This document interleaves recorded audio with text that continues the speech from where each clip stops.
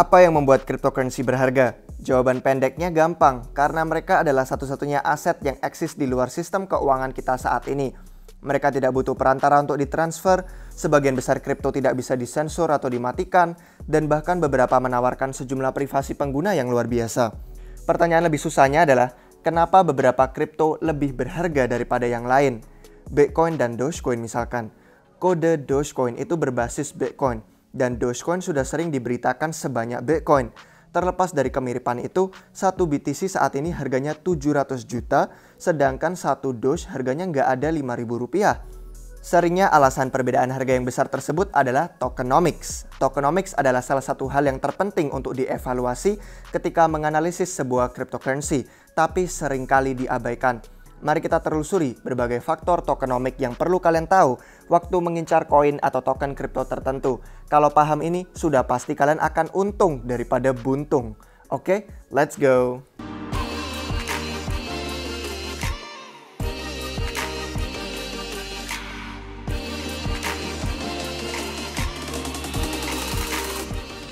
Selamat datang kembali di Republik Rupiah guys. Kami adalah sekelompok tim peneliti dan investor yang punya passion akan finance dan kripto. Informasi yang kami bagikan hanyalah edukasi, bukan saran keuangan karena kami bukan penasihat keuangan. Jadi mohon selalu lakukan riset kalian sendiri sebelum menginvestasikan uang apapun ke proyek manapun. Tokenomics adalah akronim dari token economics. Ekonomi token mencakup serangkaian metrik yang berhubungan dengan koin atau token kripto seperti alokasi, distribusi, emisi supply, dan utilitas. Mari kita mulai dari yang pertama. Faktor tokenomik pertama, supply koin atau token. Beberapa cryptocurrency kayak Doge itu memiliki supply yang besar. Itulah kenapa Dogecoin merupakan salah satu kripto dengan market cap terbesar meskipun harga tiap koinnya murah. Cryptocurrency lain seperti token Waifu Yearn Finance itu memiliki supply yang kecil, dan itulah kenapa satu Waifu bernilai hampir semahal satu Bitcoin. Bahkan meskipun market cap-nya itu jauh di bawah Dogecoin. Ini artinya bahwa Waifu memiliki potensi pertumbuhan lebih besar dibandingkan Doge, karena lebih mudah bagi kripto dengan market cap 1,3 miliar untuk naik 2 kali lipat daripada kripto market cap 32 miliar untuk naik. Inilah kenapa kalian seharusnya selalu perhatian dengan market cap cryptocurrency daripada melihat harga rupiah per koin atau per tokennya. Jangan khawatir tentang harga yang terlalu mahal per unit. Kami lihat orang tuh salah kaprah, pikirnya harga mahal per unit berarti tidak ada pertumbuhan lagi. Padahal kalau paham justru itu tidak benar. Jangan langsung tidak mau beli karena mahal. BTC dan ETH itu bagus, dan meskipun mahal, kalian memang tidak harus langsung beli satu BTC dan satu ETH. Memegang sebagian kecil aja BTC dan ETH itu lebih baik daripada memegang jutaan koin yang tidak punya masa depan, yang rawan penipuan atau kena rug pull. Setiap market cap kripto dihitung dengan mengalihkan jumlah koin atau token di peredaran dengan harga per unitnya saat ini. Kata kuncinya adalah di peredaran. Hampir setiap kripto punya koin atau token yang tidak beredar, entah karena dikunci atau masih belum ditambang. Kalian juga bisa lihat valuasi yang terdilusi penuh di CoinGecko yang adalah market cap teori. Misalkan setiap koin atau token kripto sudah keluar di peredaran. Tapi ada peringatan, supply beredar dan valuasi terdilusi penuh yang kalian lihat di situs web pelacak kripto tidak selalu akurat. Kalian lebih baik langsung pergi ke Explorer blockchain dari cryptocurrency tersebut untuk jumlah angka yang paling terkini. Waktu di sana, kalian juga bisa lihat dua faktor tokenomik lain. Faktor tokenomik kedua dan ketiga, alokasi dan distribusi. Cryptocurrency diciptakan dengan dua cara, peluncuran adil atau pre-mine, artinya sudah ditambang duluan. Peluncuran adil adalah ketika komunitas kecil orang mulai bersama-sama menambang koin atau token. Bitcoin, Litecoin, itu adalah contoh cryptocurrency yang diluncurkan adil. Tidak ada alokasi koin atau token bagi kripto yang meluncur adil. Alokasi hanya ada di cryptocurrency yang pre-mine atau sudah ditambang duluan. Pre-mine adalah waktu tim di balik suatu proyek mencetak beberapa atau semua dari koin atau token mereka sebelum membuka jaringannya ke muka publik. Sebagian dari koin atau token yang di pre-mine itu biasanya dijual sebelum peluncuran jaringan untuk mengumpulkan dana pembangunan. Sudah biasa bagi kebanyakan token pre-mine yang dialokasikan ke tim dan investor privat seperti perusahaan modal Ventura dengan hanya persentase kecil yang dijual ke orang biasa seperti kalian dan saya di sebuah penawaran koin perdana atau bahasa Inggrisnya ICO. Ini bisa jadi masalah kalau terlalu banyak koin atau token sudah dialokasikan ke tim dan investor privat. karena itu bisa membatasi pertumbuhan kripto jika orang dalam tersebut mulai menjual alokasi mereka selama masa bull run. Kalian biasanya bisa lihat cara alokasi ini dengan mencari detail ICO coin atau token yang kalian riset.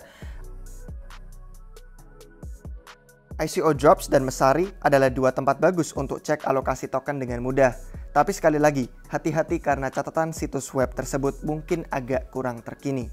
Setelah kalian tahu cara koin atau token itu dialokasikan, kalian bisa pakai Explorer Blockchain untuk melihat distribusi kripto itu.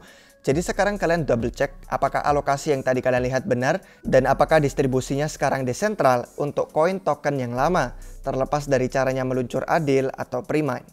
Kalau kalian riset token ERC20, pakai Etherscan. Kalau kalian riset token DeFi Binance, pakai BSC Scan. Kalau kalian nyari koin dengan blockchain mereka sendiri yang bukan Bitcoin, kalian harus cari Explorer blocknya sendiri. Nanti kalian terkejut betapa susahnya mencari distribusi proyek koin tertentu di Explorer block mereka. Dan biasanya itu memang sengaja untuk menutupi ketidakadilan distribusi mereka. Jadi hati-hati. Nah, kalau pakai Etherscan misalkan, kalian bisa lihat jelas betapa desentral token ETH terdistribusi. Bahkan meskipun itu pre-mine, kalian mungkin lihat kok ada dua alamat yang megang lebih dari 5% supply ETH. Tapi kalau teliti, mereka adalah smart contract, bukan dompet orang. Sama halnya kalau scroll ke bawah dan lihat alamat yang terbesar yang bahkan tidak megang banyak jumlah supply ETH, merupakan kontra atau bursa exchange. Jadi ini bagus, distribusi Ether itu sangat desentral.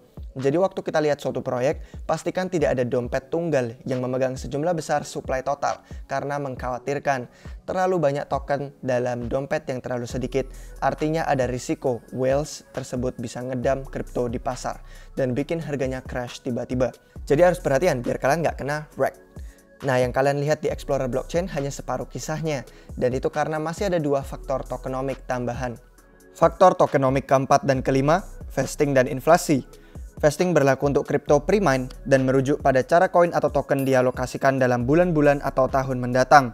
Umum bagi proyek cryptocurrency pre-mine untuk mengunci sebagian porsi token mereka dan merilisnya secara bertahap seiring waktu. Ini menambah keyakinan pemegang token biasa bahwa pasar tidak akan dibanjiri oleh token-token yang alokasinya ke tim dan investor privat. Biasanya jadwal vesting ini cukup logis dan terjadi selama bertahun-tahun. Kalau kalian lihat jadwal vesting yang seperti ini maka kalian harus sangat berhati-hati. Merilis terlalu banyak token sekaligus atau dalam jangka waktu pendek bisa bikin harganya token tersebut tenggelam dalam jangka pendek. Dalam hal inflasi, cryptocurrency itu entah bersifat inflasi atau deflasi.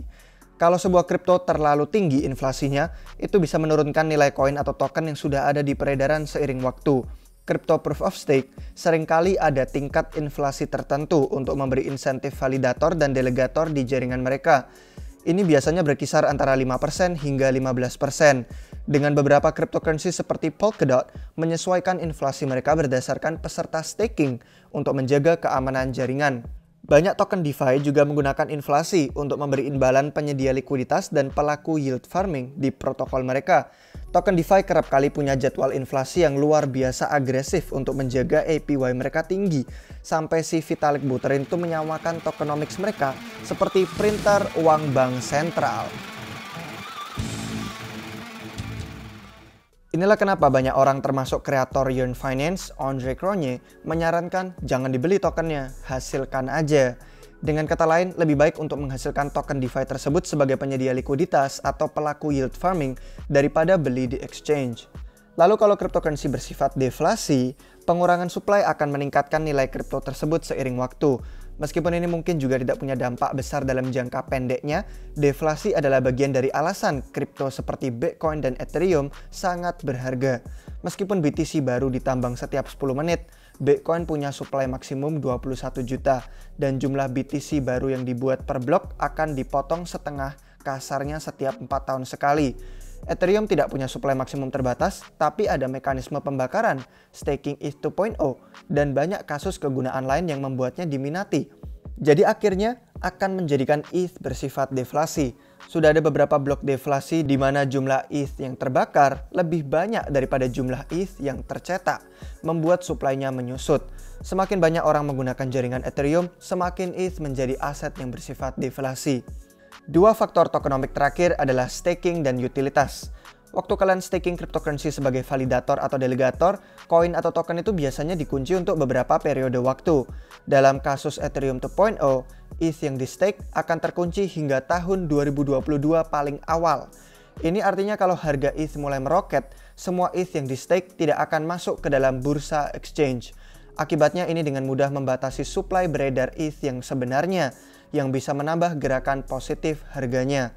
Efek ini jauh lebih besar bagi crypto proof of stake lain seperti Polkadot, di mana lebih dari 65% supply DOT sedang di stake saat pembuatan video ini. Dan kemudian DOT akan dipakai untuk crowd loan lelang para chain juga, jadi bahkan lebih sedikit DOT akan tersedia di exchange. Waktu token DOT ini lebih dibutuhkan orang dan ekosistemnya bertumbuh, nilainya mungkin hanya akan terus naik karena token DOT akan terus diambil. Jadi supply-nya tidak tersedia banyak dan kalau permintaan naik, maka nilainya hanya akan bisa naik juga meskipun supply maksimumnya tidak terbatas. Selanjutnya adalah utilitas yang juga dirujuk sebagai kasus kegunaan dan mencakup ya semua hal yang mendorong permintaan atas suatu koin atau token kripto. Utilitas utama Bitcoin adalah sebagai aset penyimpan nilai seperti emas. Bedanya adalah Bitcoin bisa diakses oleh siapapun dengan koneksi internet, sedangkan emas membutuhkan sedikit lebih banyak infrastruktur untuk bisa diakses dan bisa disimpan. Mengingat betapa buruknya mata uang fiat mempertahankan nilai mereka belakangan, ada banyak permintaan atas aset penyimpan nilai yang mudah diakses seperti Bitcoin. Itulah kenapa BTC adalah kripto bernilai paling tinggi di pasar kripto saat ini. Utilitas utama Ethereum adalah untuk membayar biaya menggunakan dApps yang dibangun di atasnya dan juga untuk memindahkan token ERC20 apapun. Ada ratusan dApps dan ada ribuan token ERC20 dan juga ada sangat banyak sekali dominasi lainnya seperti tren pasar kripto kayak DeFi, NFT, dan game blockchain. Inilah kenapa ada lebih banyak utilitas dan permintaan atas ETH. Makanya menjadi aset kripto terbesar kedua berdasarkan market cap. Dengan semua utilitas dan permintaan yang lebih banyak itu, semakin Ethereum bertumbuh, mungkin malah bisa juga ngeflip Bitcoin. Jadi ini semua adalah faktor tokenomic yang kalian butuhkan untuk menghadang pasar kripto. Koin dan token kripto punya pro dan kontra mereka sendiri. Kalian mungkin ketemu beberapa yang tampak seperti investasi menguntungkan, tapi mereka biasanya berisiko juga. Beberapa untung cuan seringkali hanya sementara jangka pendek, karena banyak proyek kripto tidak dibangun untuk bertahan lebih dari beberapa tahun. Jadi temukan kripto yang punya fundamental hebat, khususnya kalau proyek itu mendukung dan membangun ekosistem lebih besar dari chain utama seperti Ethereum, Polkadot, Terra, Cosmos, Cardano, dan semacamnya. Ada sangat banyak sekali permata tersembunyi dan kami sering ngobrolin ini di grup Discord, di mana konten eksklusif tentang industri kripto dan blockchain kami bagikan sehari-hari. Kalian akan lihat kami bahas tentang proyek-proyek hebat dengan potensi fundamental besar yang berakibat pada kenaikan nilai semakin ekosistemnya bertumbuh. Semua pertumbuhan nilai ini nggak selalu kelihatan jelas kalau hanya liatin harganya doang. Itulah kenapa kami selalu beritahu kalian berulang kali, jangan khawatir tentang koin yang terlalu mahal per unit. Lakukan riset kalian, pahami tokenomicsnya seperti di video ini, dan nanti kalian paham bahwa ada pertumbuhan lebih banyak daripada megangin jutaan koin kripto micin tanpa masa depan. Dan dengan bergabung ke Discord, kami akan pandu kalian belajar caranya riset semua ini dengan tepat untuk membantu kalian menemukan apakah sebuah proyek cryptocurrency itu overvalued atau undervalued. Terlepas dari harganya berapa, keributan dan sensasinya seperti apa, atau banyak hal lainnya yang diomongin oleh influencer media sosial belakangan. Terima kasih sudah nonton video kami sampai akhir guys. Jika kalian suka dengan video ini silahkan like dan juga subscribe ke channel kami biar kalian tidak ketinggalan video terbaru apapun yang akan kami post selanjutnya. Follow akun media sosial lain yang kami punya juga dan bergabunglah ke server Discord. Semua linknya akan kami sediakan di deskripsi di bawah. Sekali lagi terima kasih sudah menonton sampai akhir. Sampai jumpa kalian semua lagi di waktu yang berikutnya guys. Cheers!